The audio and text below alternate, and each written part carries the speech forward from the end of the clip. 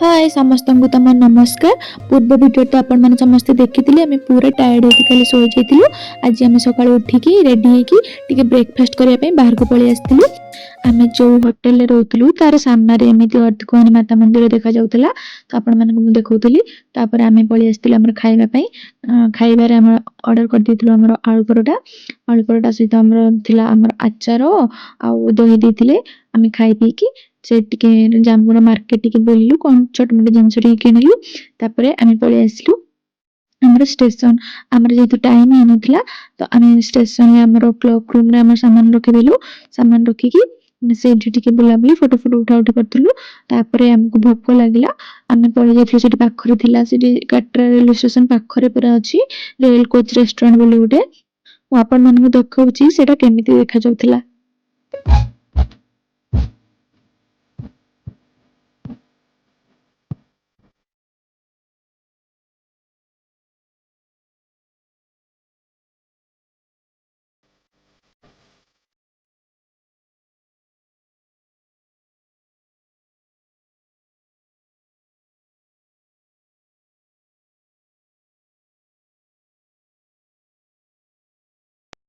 ତା ଭିତରେ ଏମିତି ଦେଖାଯାଉଥିଲା ଯେମିତିକି ଆପଣମାନଙ୍କୁ ଫିଲ୍ ହବ କି ଆପଣ ଟ୍ରେନ ଭିତରେ ବସିକି ଖାଉଛନ୍ତି ବୋଲି।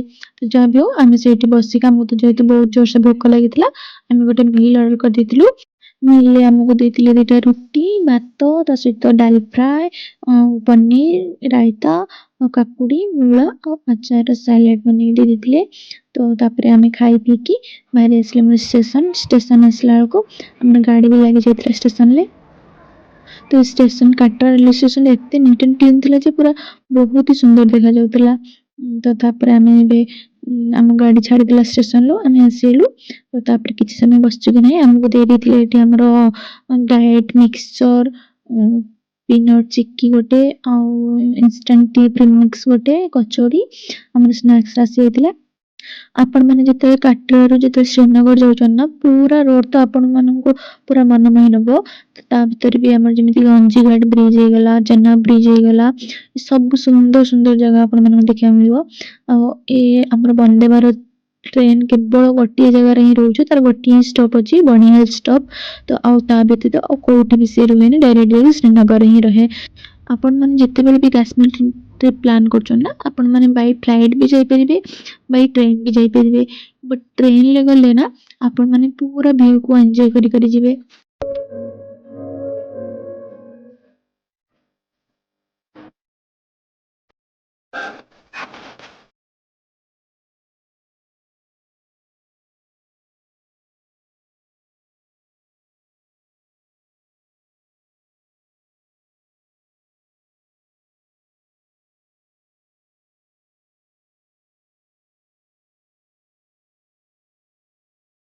ଏବେ ଆମେ ଆସିକି ଶ୍ରୀନଗର ରେଲୱେ ଷ୍ଟେସନରେ ପହଞ୍ଚିଗଲୁ। ଏଇଟା ହେଉଛି ରେଲୱେ ଷ୍ଟେସନର ଭିତରର ଦୃଶ୍ୟ। ତ ଆମେ ଆସିକି ଓହ୍ଲେଇଲା ବେଳକୁ ଏତେ ଯେ ଥଣ୍ଡା ଲାଗୁଥିଲା। ଟେମ୍ପରେଚର ମୁଁ ଆପଣମାନଙ୍କୁ ଦେଖେଇଦେବି କେତେ ଥିଲା ଟେମ୍ପରେଚର। ତ ଏବେ ଆମେ ବାହାରକୁ ଯାଉଛୁ। ଆମେ ଯାଇକି ଶ୍ରୀନଗର ରେଲୱେ ଷ୍ଟେସନ ପହଞ୍ଚିଲା ବେଳକୁ ରାତି 11ଟା ପାଖି ହେଇଯାଇଥିଲା। ଏଇଟା ହଉଛି ଶ୍ରୀନଗର ରେଲୱେ ଷ୍ଟେସନର ବାହାରେ। ତ ଆମେ କ୍ୟାବ ବୁକ୍ କରିଦେଇଥିଲୁ, ଆମେ ଉବର ବୁକ୍ କରିଥିଲୁ। ଆପଣମାନେ ବି ଯଦି କ୍ୟାବ ବୁକ୍ କରିନାହାନ୍ତି, ଯଦି ଯିବା ପାଇଁ ଚାହୁଁଛନ୍ତି, ଲେଟ୍ ହେଇଯାଇଛି ଆପଣମାନେ ରାତିରେ ଷ୍ଟେସନ ପହଞ୍ଚିଲା ବେଳକୁ, ଆପଣମାନେ ବି ଉବର ବୁକ୍ କରିପାରିବେ। କାହିଁକିନା ସେଠି ବହୁତ ସାରା ଏମିତି ଠକୁଛନ୍ତି। ତ ତେଣୁକରି ଆପଣମାନେ ଉବର ହିଁ ବୁକ୍ କରିନିଅନ୍ତୁ। ସେମାନେ ସମସ୍ତେ ମନା କରିବେ କି ନାଇଁ ଏଇଠି ଉବର ଚାଲୁନି ବୋଲି, ବଟ୍ ସେଠି ଉବର ହିଁ ଚାଲୁଛି। ତ ଆପଣମାନେ ଉବର ବି ବୁକ୍ କରିପାରିବେ। ତ ଏଇଟା ହଉଛି ଆମର ଜିରୋ ବ୍ରିଜଟା, ଯୋଉଟା କି ଝେଲମ ନଦୀ ଉପରେ ଅଛି।